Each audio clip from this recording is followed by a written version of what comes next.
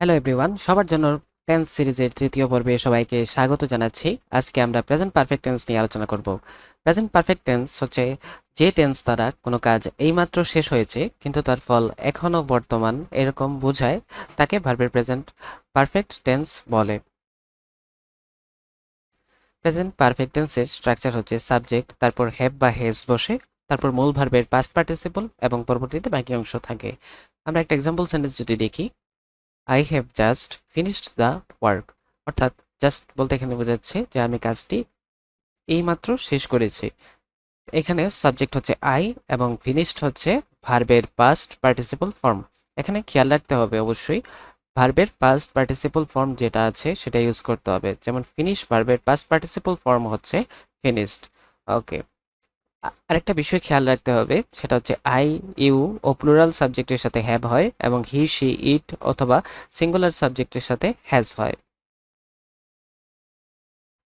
চলুন কিছু এক্সাম্পল দেখে নেওয়া যাক। তবে তার আগে আমাদের জানতে হবে যে recently, already, just, just now, yet, lately, up to the present ইত্যাদি যদি কোনো বাক্যে থাকে তাহলে সেটি প্রেজেন্ট পারফেক্ট টেন্স হয়।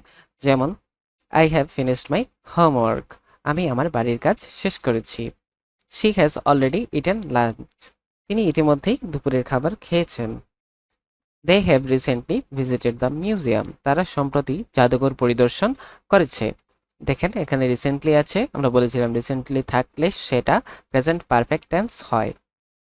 He has not completed the work yet, yet বলতে বোঝায় এখনো, ইয়েট বলতে বোঝায় এখনো, সে এখনো কাজটি সম্পন্ন করেনি। চলুন এবার আমরা অ্যাফার্মেটিভ, নেগেটিভ এবং ইন্টারোগেটিভ সেন্টেন্স কিভাবে করতে হয় তা দেখে নিই। যেমন I have completed the assignment, negative করতে হলে কি করতে হবে? জাস্ট হ্যাভ ভার্বের পর একটি নট যুক্ত করতে হবে। যেমন I have not completed the assignment.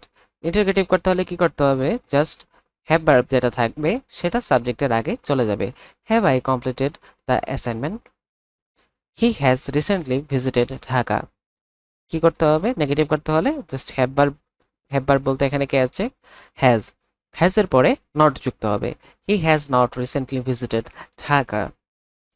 তারপর ইন্টারোগেটিভের ক্ষেত্রে কি করতে হবে? আমরা আগেই বলেছিলাম হ্যাভ ভার্বটা সামনে চলে যাবে, অর্থাৎ হ্যাজটা সামনে চলে যাবে। Has he recently visited Dhaka? তো এইভাবে আমরা প্রেজেন্ট পারফেক্ট টেন্স ব্যবহার করতে পারি। তো ধন্যবাদ সবাইকে।